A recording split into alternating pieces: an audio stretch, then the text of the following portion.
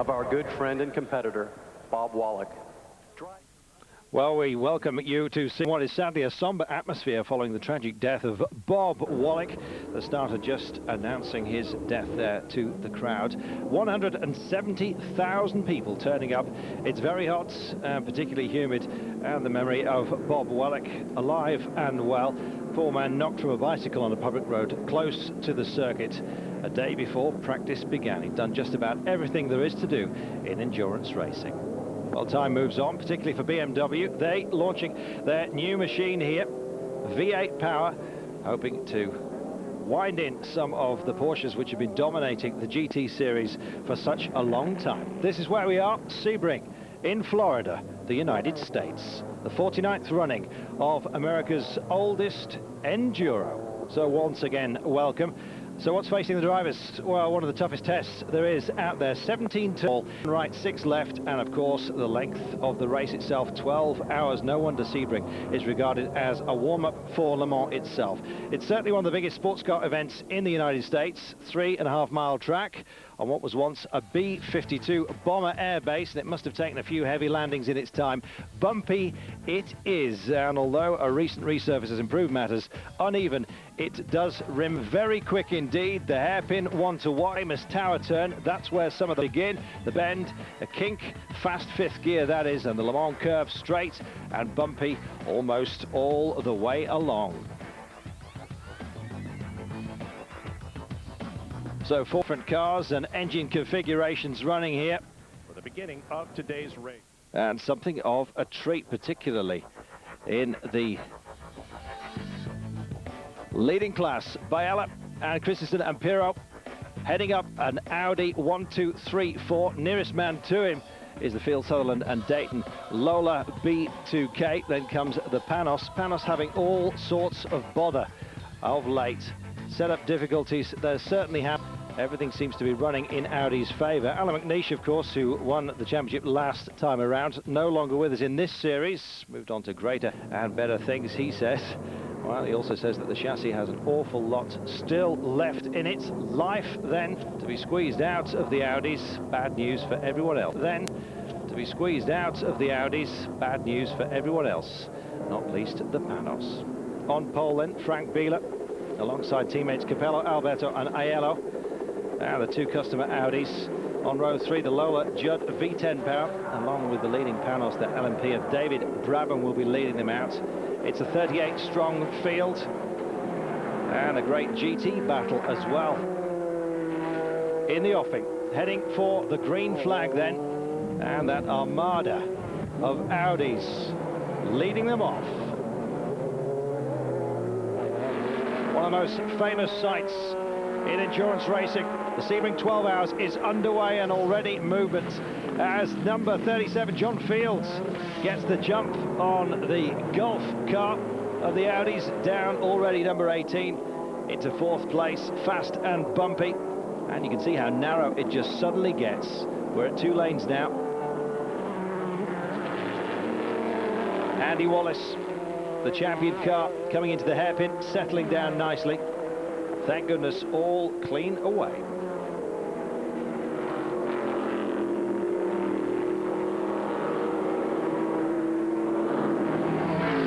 Well, Audi's dominant apart from the Lola.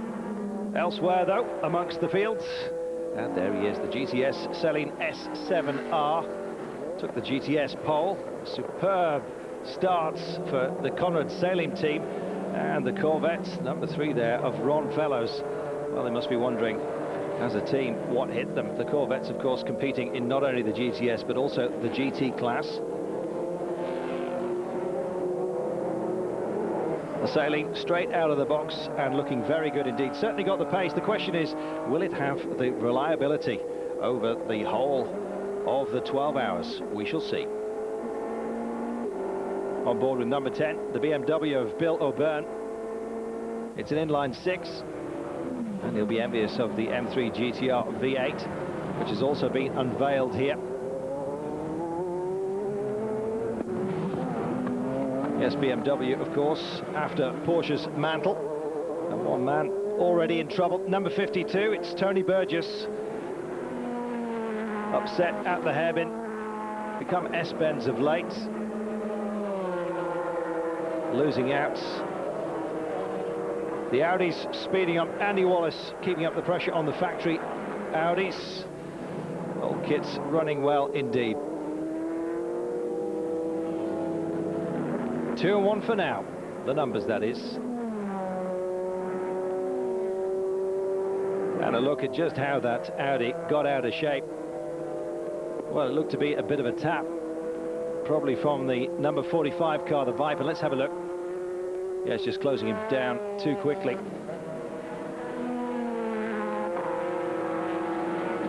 Now we're looking at 5, 6, 7 and 8. Frank Bieler. And Capello still leading.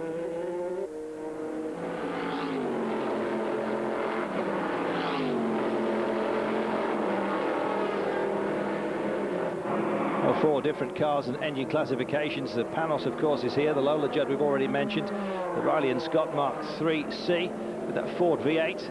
And the number 72, the Courage, or the Courage V6 and a turbo Peugeot. It's mixed racing at its very best in Sebring. Heavy traffic, as you can see, and the Panos trying to get on terms. They've had desperate problems right the way through qualifying, and look at that, the beautiful colours of the Gulf oil livery, famous on the Porsches, of course, the 917s in the 70s, earlier the Ford GTs, and more latterly the McLaren F1 road cars. And lovely to see those colours racing again. Stefan Johansson and Guy Smith on board that one, and looking good, battling for 3rd place. Johansson up against Andy Wallace amongst the customer cars for Audi. Johansson, of course, won Sebring and Le Mans in the same year. Once in a Ferrari, that was Sebring, and then Porsche in Le Mans, so he's adaptable and one of the toughest competitors there is out there. Guy Smith partnering Stefan Johansson.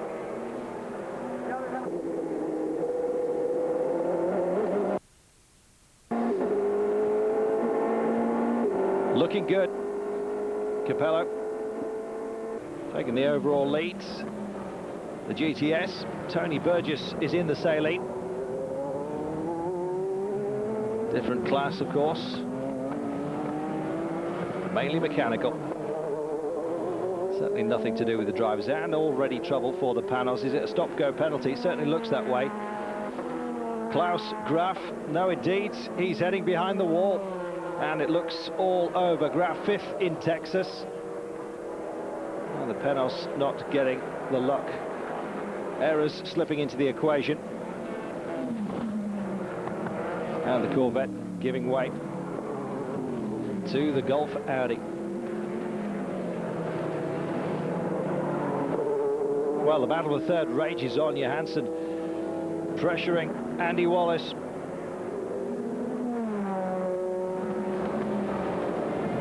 Both Audi R8s, of course, teammates, though they definitely are not.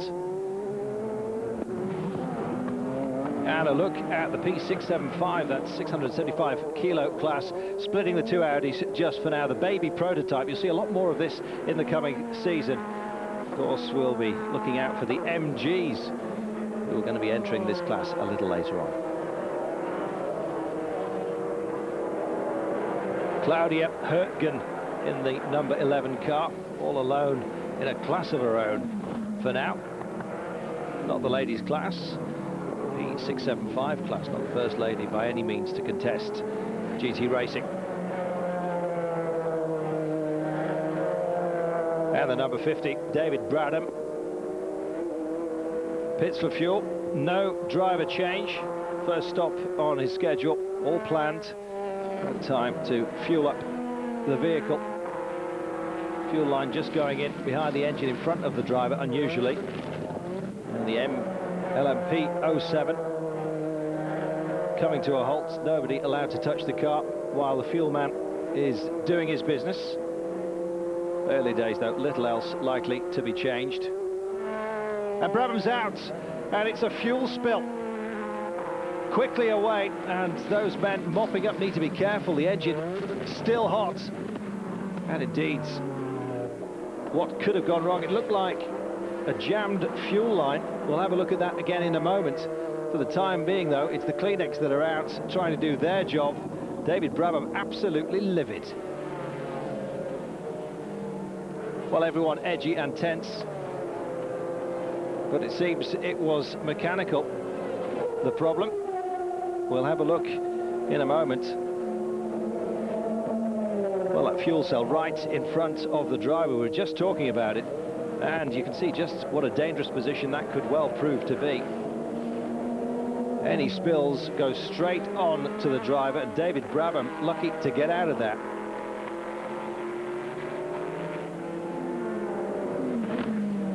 Well, it seems clean enough. David Brabham back in. And going backwards in terms of the rankings. Let's take a look at it again. Different angle.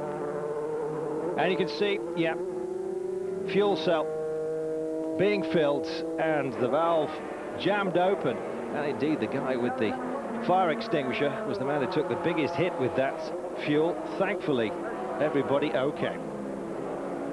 David Brabham ready to go out again. He's got the all clear. He's away. No, he's not. And he's out again. There's fuel still in there.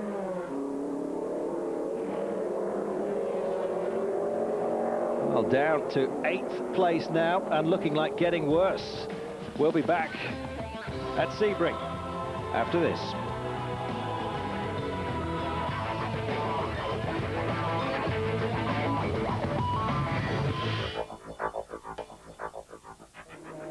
Welcome back to the Sebring International Speedway, and just coming in, the #1 Audi, Ronaldo Capello. You can see the light flashing, which tells him that his limiter is on. They're only allowed to do 36 miles an hour in the pit lane, 60 kilometers an hour that is.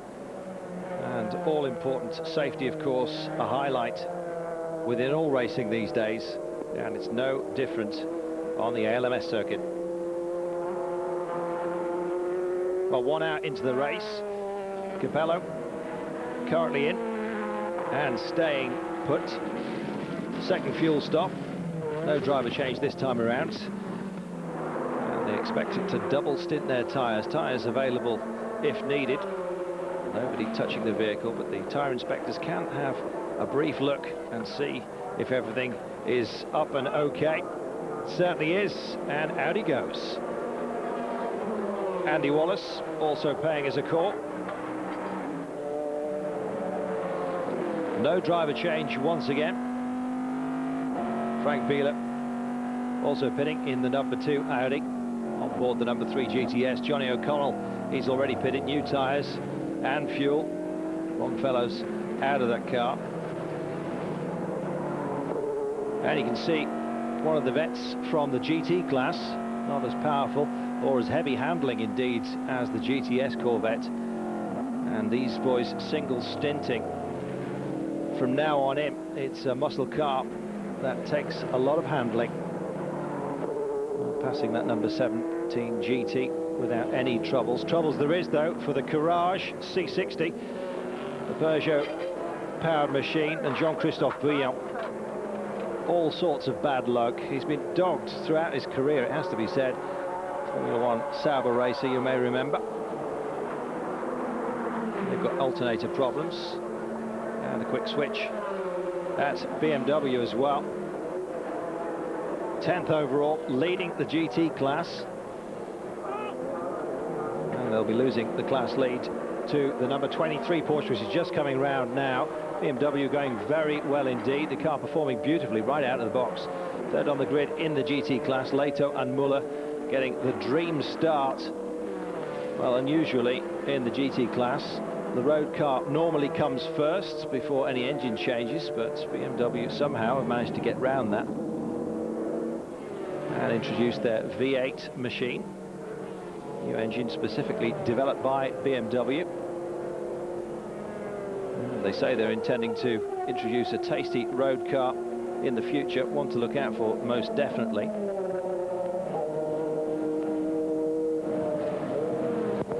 Well, stopping after 1 hour, perhaps there's a mileage problem. Porsche certainly don't expect to come in that quickly, and indeed they've taken advantage now. Leading two in the class are Porsches. Yes, they managed to get another 20 minutes, they reckon, before they'll need to come in. Up on the air jacks. Tyre change, these are Michelin's, Yokohama's on the PCG machines. Jörg Müller knowing all about Michelin's, he tested for the tyre company at Williams last year, and his aggressive style, not averse to nudging his way through the field, it has to be said. And it looks like they've stalled it. They're off.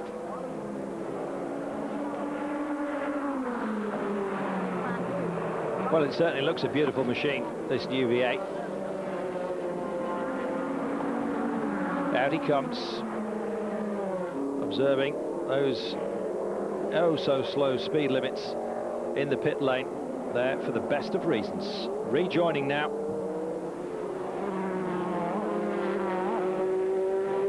And the GT Porsches, class leaders, and ahead, number 23, Sascha Maassen, is the class leader now. And you can just see what the day has done to Leto. JJ with his feet in an ice bucket. In comes number 18. That's a drive change. Guy Smith going in. Stefan Johansson helping him out and helping him buckle up. Well, Gulf love their privateers, provided they've got good equipment, of course, and it's lovely to see that livery once again. Well, a real class battle going on here. The GT Jörg Müller taking back the lead from the number 23 Porsche, and all fresh and ready to go. The V8 generating a lot of heat, as we've seen.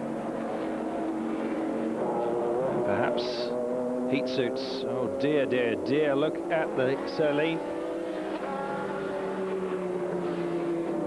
Well, there doesn't appear to be any other damage apart from the rear. How on earth that happened? Could be the bumpy circuit. And indeed, that seems to have been the case.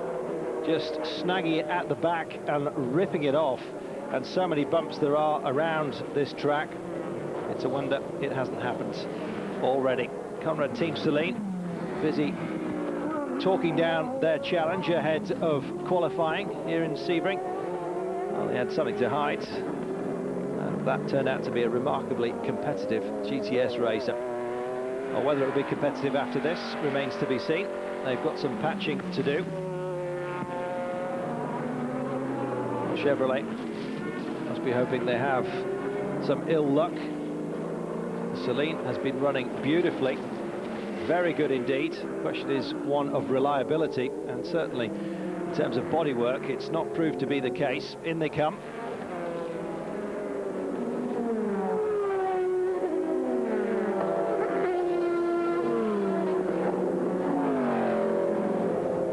And the GTS Corvette, number 4, taking the class lead. Trouble finding grip, apparently, the Corvettes in these conditions. Hot it definitely is, thankfully dry. Number 4, Kelly Collins, that's new leader, 7th overall, leading the GTSs. Well, Bill Orban, the number 10, BMW, one of the PCG cars. And it looks like he's thrown a hose, boiling up. And that, as we know, can lead to severe engine failure. Best of luck to him. Michele Alboreto now in the lead car, the number 1, and more damage elsewhere. The number 52 GT Porsche, heavy rear ender, and he's got a puncture. In fact, he's got no tyre at all. Coming home on the rims, Philip Collin, Sequel Motorsports. 2 front tyres, 1 missing at the back, 2 missing at the back. Both the rears gone, and he's an awful long way from the pits. And there he was, caught some dirt, hits the left and then the right wall. Tyre failure perhaps.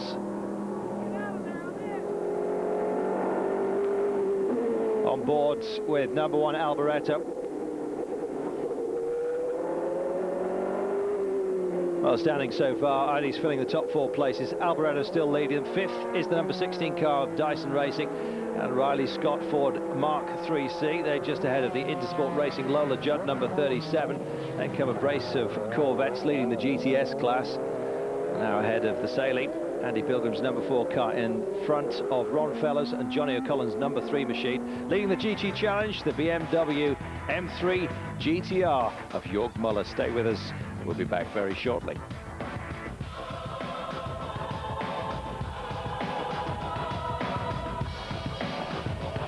Well, a real battle developing between the Audi teammates in the lead cars. Tom Christensen in the number 2, pushing Michele Alboreto in the number 1, who leads.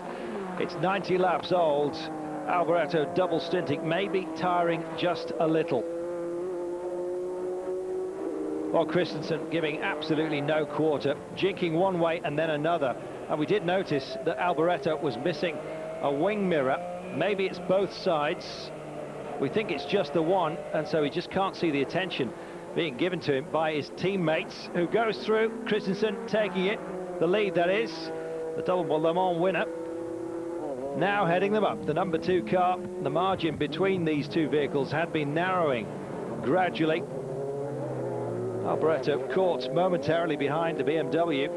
Christensen going into the dirty stuff and taking him. Beautifully done. Number 51 Panos, Walter Salis, into the pits. And it was a stop-go penalty due to a speed violation in the pit lane. Safety paramount, as we've said. Drivers need to take care. They do have automatic limiters on some of these cars, others relying just on their speedo. And the number 2 Audi into the pits. A crucial stop. Emmanuel Pirro in the car. Nice and slow. In he comes. There was a big consultation going on. This car has developed a misfire over the last couple of laps, and they were huddled around the telemetry trying to determine what was wrong with the car. They're putting the fuel in first before they can actually touch the car and effect a repair. We expect to see it come off, and I did see the ECU box in someone's hand, so we may be looking at an electronic box going on this car trying to fix, and I think this is the first time, other than at Le Mans, where they had the rear end changes, that we've had to see this Audi team even touch one of these A8s in competition. They're over on the right-hand side. The mechanic is working down in the cockpit now to try and reconnect this black box. Pirro has also lost radio communication with the team. He's unsure what is going on, but this is unusual to see an Audi in pieces. Kevin Fish, pit side, filling us in. Electrical problems reported, and that ECU is going to have to be changed. There's other difficulties as well. Meanwhile, the number 1 car is speeding away. Out comes Pirro to rejoin the race.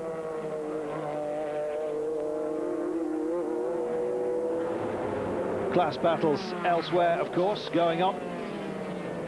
Still Audis 1 and 2, and the GTS really hotting up. The Celine and the Corvette. The number 26 trying to dive down the inside. The Corvette slamming the door shut.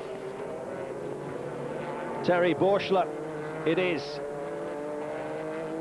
Still looking to get past. Mixed racing this is at its very best. Getting mixed up with the overall race leader into the bargain. Borschler trying again and takes the GCS lead. Lovely stuff.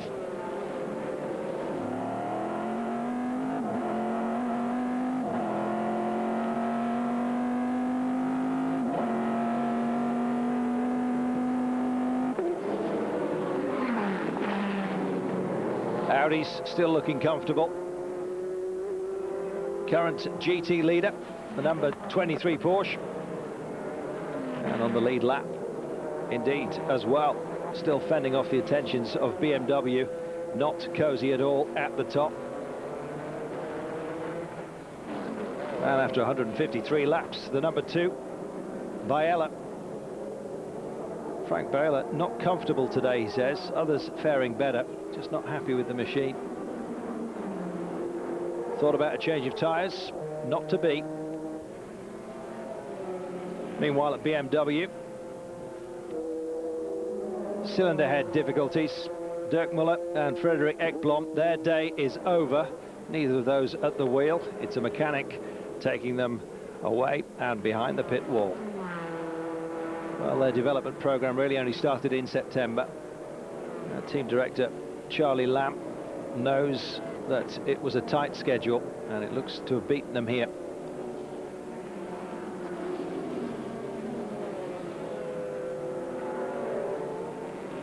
Well, after 7 hours and 217 laps, it still works out. He's 1 and 2. Saleen and the Corvettes battling in GTS, and Porsche now leading the GT class.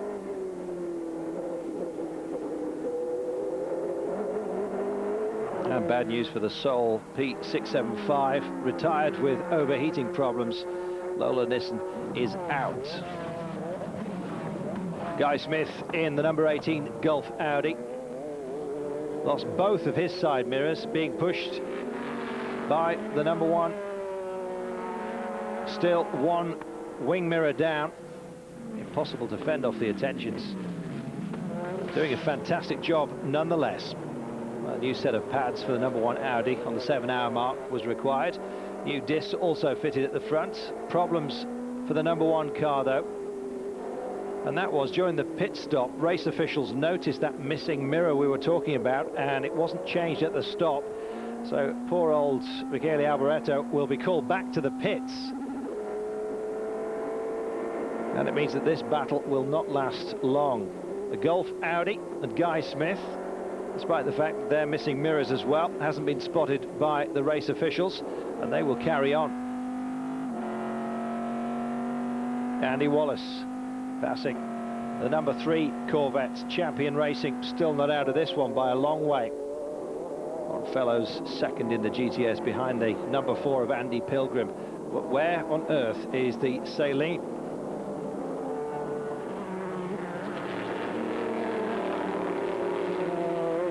The vet's still mixing it.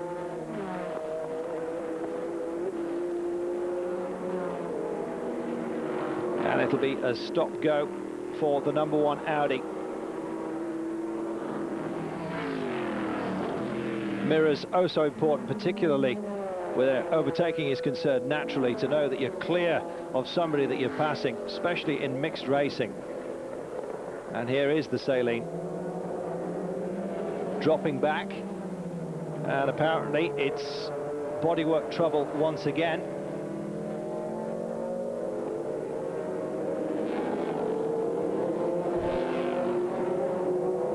And not a quick fix.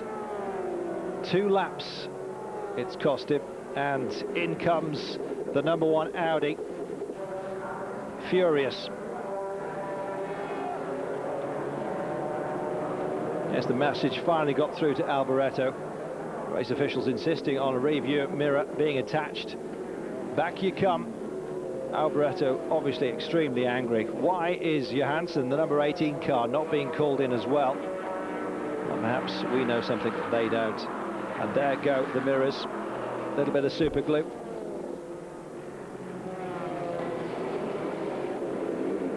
Well, when anger comes, so do mistakes. And it appears that that's just what's happened here. In his black mood, Alboreto exceeded the pit lane speed limit. And guess what?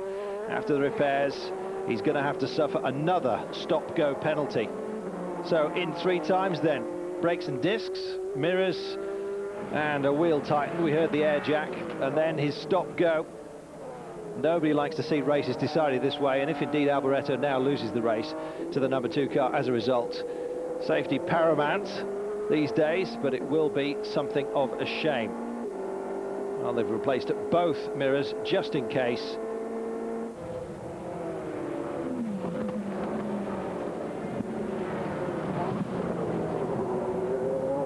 And the number 18, second on the lead lap, behind the number 2 Audi, who's going to be pitting soon for fuel, and that will put the Gulf in the lead. Yeah, confirmation that the #1 Audi is got to come back to the pits. And there's the official waiting to monitor this stop-start. Well, it's a real shame. No arguments at this point, though, in the race. You just take your medicine and argue about it afterwards. Coming around, is he going to turn in? Officials waiting for him. On board with the vet now, looking ahead at this map.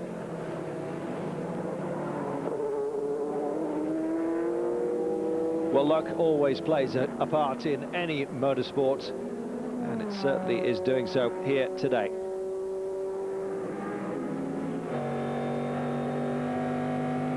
Well, Audi claim the 60 km/h limiter is working fine, and that maybe it was the speed gun, maybe the calibration of that out as they monitored the car coming in. Well, you argue the toss later. Who on earth would be inside that particular helmet at the moment? Coming in.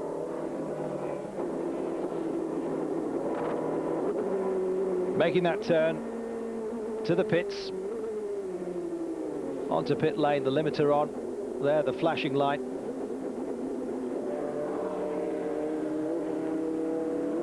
Well, Alboretto's last lap, 1 minute 52.8. Smith in the number 18 car, managing 1:51.10. Biella in the number 2 Audi, 1:51.12. You can see just how close they're running.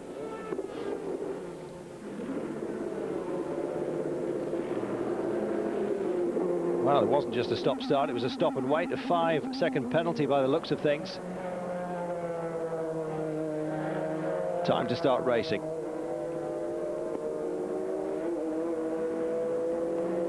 Race leader is now Guy Smith, the number 18 Golf Audi.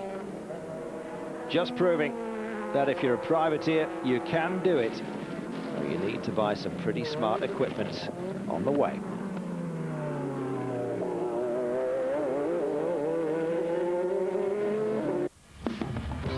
Stay with us, we'll be back after this short break.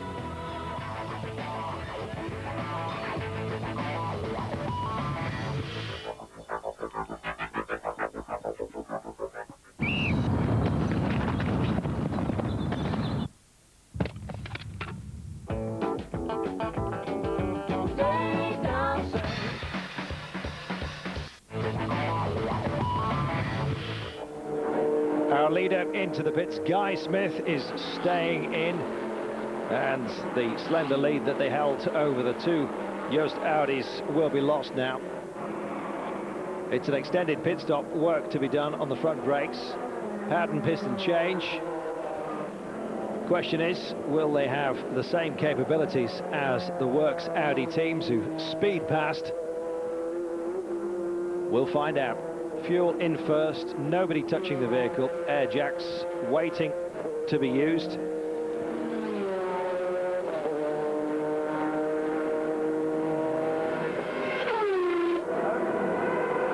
And indeed there the rotors, or pads and discs waiting to be attached. All clear, and off we go up on the air jacks. Now the question is, do they have the practice? Works Audis, of course, also have the advantage of plenty of customized tools, and it looks like they could use one here. Difficulty getting at the mechanism. Yeah, some pit problems there are. Well, it shows the gulf between the official works teams and the customer outfit. Just ready and prepared, well practiced in a complex brake service. And Johansson Racing, perhaps not with the same turnaround time. And slow it is. Just shows the difference between the full works team crew and the problems faced by lesser outfits trying to knit together those pads jaws of the 6-foot caliper.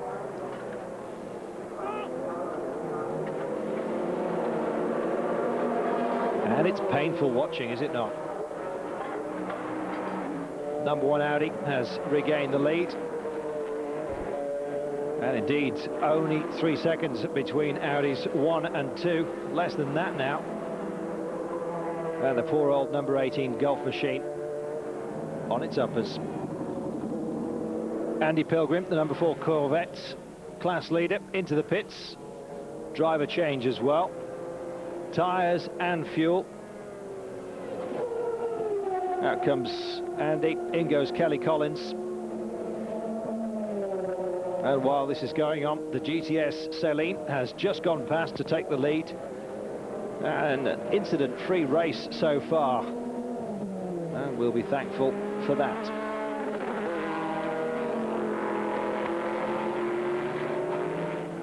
Michele Alboreto leading the Audis now. Tom Christensen in the number 2 and going very fast indeed. One of the fastest drivers on the circuit. And while they enjoy the party and the light begins to fade, we'll soon see those brake discs and rotors glowing in the dark. I wouldn't even mind just getting them a little bit warmed up. Number 18 stuck fast, still in. One of the 6-foot calipers apparently is jammed open. Other problems as well. And the Audi Works 1 and 2 just running away with it.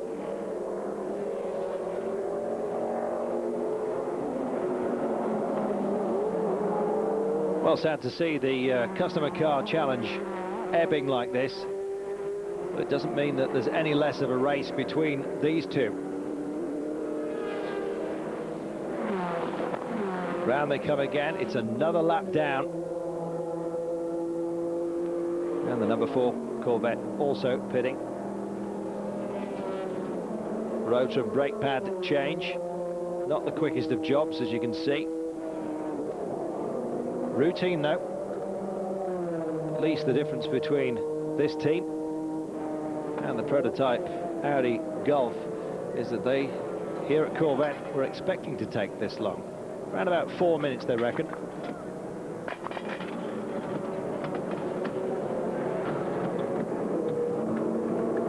Not the quickest of jobs. The Saline enjoying this, out on course and in top spot. Well, Corvette didn't need a pad change in Daytona. They certainly did here. And now starter problems. It's just going from bad to worse for the number 18 car. There goes the Saline, enjoying himself.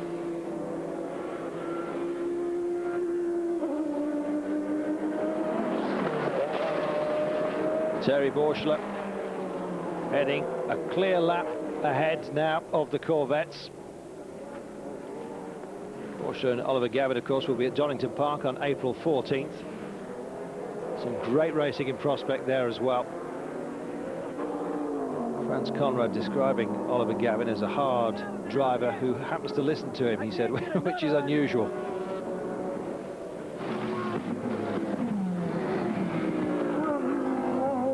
The Saline looking masterful. Well, all problems or questions relating to the bodywork seem to have been solved.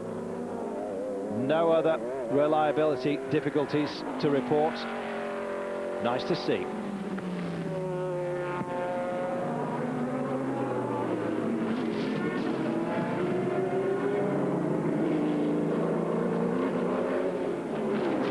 Well, Audis side by side ahead of them. The battle up there. Here we are. Kirsten going for it. Alboreto fends him off. Very tight passing. Tom Christensen trying to be driver to win Sebring 3 times in a row in 3 starts, looking for that 100% record. He wants to be careful.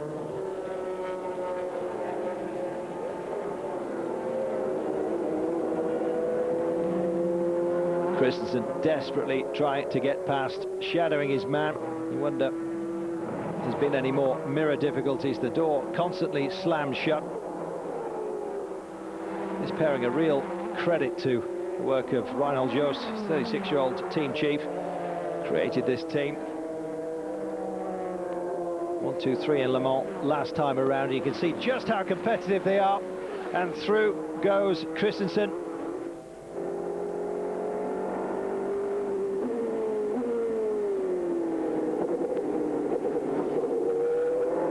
Well, he failed a couple of times, bided his time and went for it. Star of the day, Christensen. Personally reduced the deficit from 38 seconds to 18, then a hair's breadth, and on turn 1 takes the lead, going from wide to narrow into the dirty stuff again. He's at the head of the pack.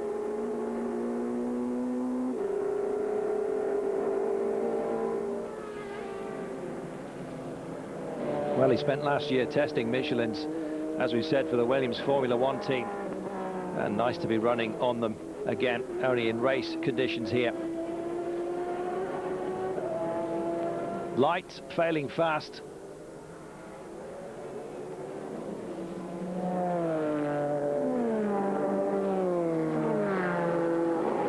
Christensen looking very comfortable indeed, and you can just see the difference in the braking of the prototypes, just able to wander straight into a corner and just blast out the other side.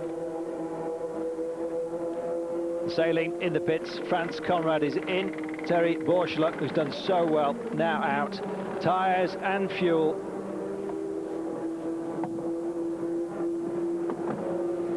Well, it's a nice quick one. And they're going to retain the race lead, it looks like. GT4 car, GTS Corvette, is now on the same lap, however.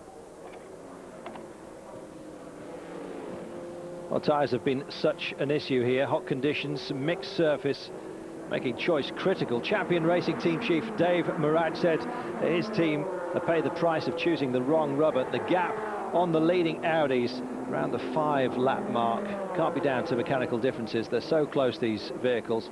Drivers on board, very good indeed. Audi's number 1 and 2, totally dominant. So Michele Alboreto out, Laurent Aiello into the number 1 car, fuel and tyres. The number 2 Audi has taken the lead.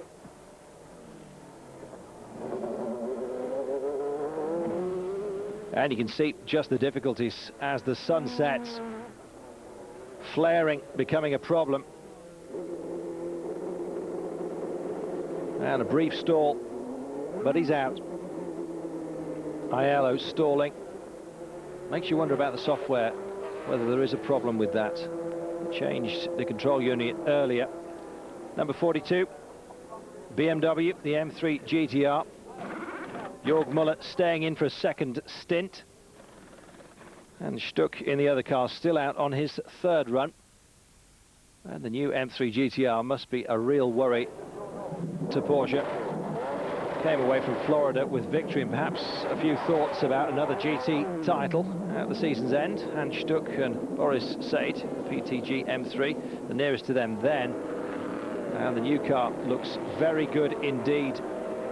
Into the pits, leading, now out again in 3rd place. The number 2 Audi coming in, and we're into the final hour. Fuel only, says Tom Christensen. Well, it was very fast coming into the pits, and the limiters, we know, have their own limits. Fast off turn 17 into the pit lane, and he may well get a penalty. The marshals are having something of a powwow about it. This a fast one. Tyres offered, not required, says the technician. Fuel bowling in, coming up to 40 seconds.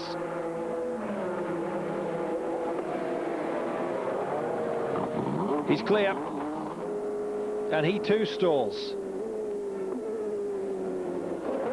Well, Capello is out there. Who is going to come out in front? It's nose to tail stuff.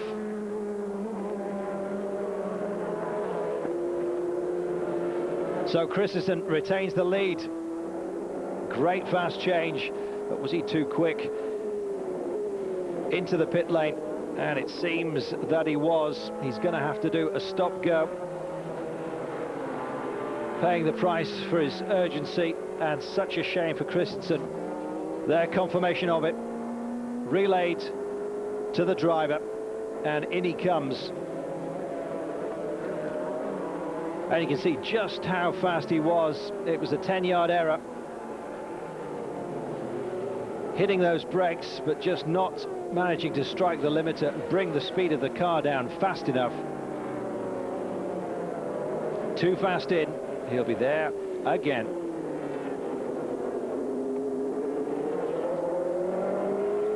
Well, Christensen heading for the pits. Meanwhile, Dindo Capello in the number 1 Audi must be relieved. A real battle, both in and out of the car, amongst very competitive teammates. You have to stop before you go. Well, the official waved him on. He didn't appear to stop Christensen, and indeed, the official himself, having to explain himself, waved him on without apparently a full stop for Christensen. He can't bring him back because he waved him through. There's the white flag, just 1 lap to go. And Audi showing how the job should be done. No, they have been more seriously challenged. Their pit lane mishaps could have proved costly. And a more careful procedure they'll have to adopt next time around. Panos will be back. Panos losing the plot after the joy of Texas. Their own predictions of reliability problems, which seemed so unfounded at the season opener, came true here in Sebring. A challenge for the distance, just too much it seems for the LMP07. Their time surely though will come. Nearest to the dominant Audis, the Lola Judd B2K10 of John Field. Now the sensation of the day though, coming out of the box, the Saline, Oliver, Gavin, Terry, Borschler, and Team Bods, France, Conrad, grinning wider than anyone as well they might, beating off the Corvettes. Ron Fellows will be planning revenge. And what about BMW? So nearly they stole Porsche's thunder. Third again behind the leading 911s, but JJ Leto and Jörg Müller, no, they have a fantastic title challenge in the M3 GTR. Watch out in Donington. So we're heading for the checkered flag. 370 laps in all, 1,369 miles completed, and it's going to be victory for the number 1 car. Rinaldo Capello coming round to the applause. The 170,000, most of them have stayed on throughout. It's a credit to Sebring and the fans of endurance racing. No full course cautions throughout the whole of the race, thank goodness. First time since 1994, and Capello is slowing down considerably, and he wants to be careful because Christensen is gunning for him. Well, it first started this race in 1950 on New Year's Eve. Moved to the middle of the year now, near enough. The checkered flag taken for Audi. It's 1, 2, 3 and 4.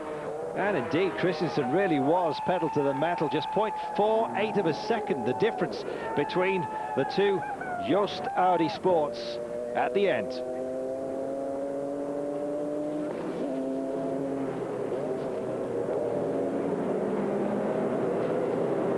Rinaldo Capello drove 2000 in the shadow of Alan McNeish. He's got a victory now.